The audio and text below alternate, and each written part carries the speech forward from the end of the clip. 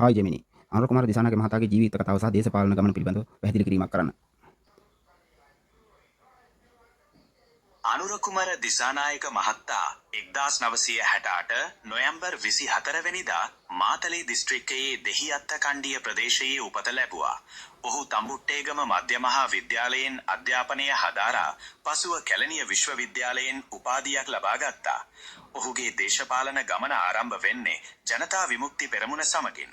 2014 වසරේදී ඔහු එම පක්ෂයේ නායකයා බවට පත් වුණා.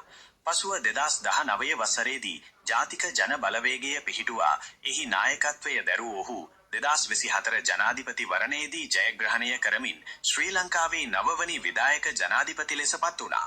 ඔබට එතුමාගේ දේශපාලන ප්‍රතිපත්ති හෝ වෙනත් විශේෂ කරුණක් දැනගැනීමට අවශ්‍යද? ඔහුගේ දේශපාලන ප්‍රතිපත්ති ගැන කියන්න. එතුමාගේ දේශපාලන ප්‍රතිපත්ති මූලිකවම දූෂණයට එරෙහිව සටන් කිරීම සහ දිලිඳුකම පිටු දැකීම මත පදනම් වෙලා තියෙනවා. ඒ වගේම ජාතික සමගිය ප්‍රවර්ධනය කිරීම සහ විවිධ ජන කොටස් අතර ભેද ඇති කරන අන්තවාදය වැළැක්වීමත් එතුමාගේ ප්‍රමුඛ අරමුණක්. පාර්ලිමේන්තුවේ ගරුත්වය යලි ස්ථාපිත කිරීම සඳහා විනිවිද භාවය සහ වගකීම තහවුරු කිරීමටත් රටේ ආර්ථිකය යථා තත්ත්වයට පත් කිරීමට අවශ්‍ය ප්‍රතිසංස්කරණ ක්‍රියාත්මක කිරීමටත් එතුමා කටයුතු කරනවා.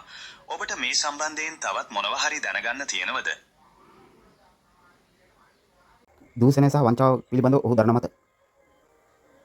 අනුර කුමාර දිසානායක මහතා පාලන ක්‍රමයේ පවතින දූෂණ සහ වංචා සම්බන්ධයෙන් දැඩි ස්ථාවරයක ඉන්නවා. එතුමා විශ්වාස කරන්නේ දූෂණය පිටු දැකීමෙන් තොරව රටට සැබෑ දියුණුවක් ලබා ගන්න බැහැ කියලා. ඒ නිසා රාජ්‍ය ආයතනවල විනිවිද භාවය තහවුරු කරන්නත් වංචනිකයන්ට එරෙහිව නීතිය ක්‍රියාත්මක කරන්නත් එතුමා නිරතුරුවම අවධානයෙන් ඉන්නවා. ඔබට මේ සම්බන්ධයෙන් තවත් මොනවා හරි දැනගන්න තියෙනවද? විපක්ෂය ඔහු ගැන දරන මත.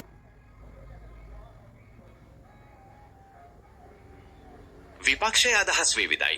සමහරු එතුමාගේ ප්‍රතිපත්ති සහ ක්‍රියාමාර්ග දැඩිව විවේචනය කරන අතර තවත් අය එතුමා ගෙන එන නව වැඩපිළිවෙළවල් පිළිබඳව යම් සුබවාදී ආකල්පයකින් කටයුතු කරනවා.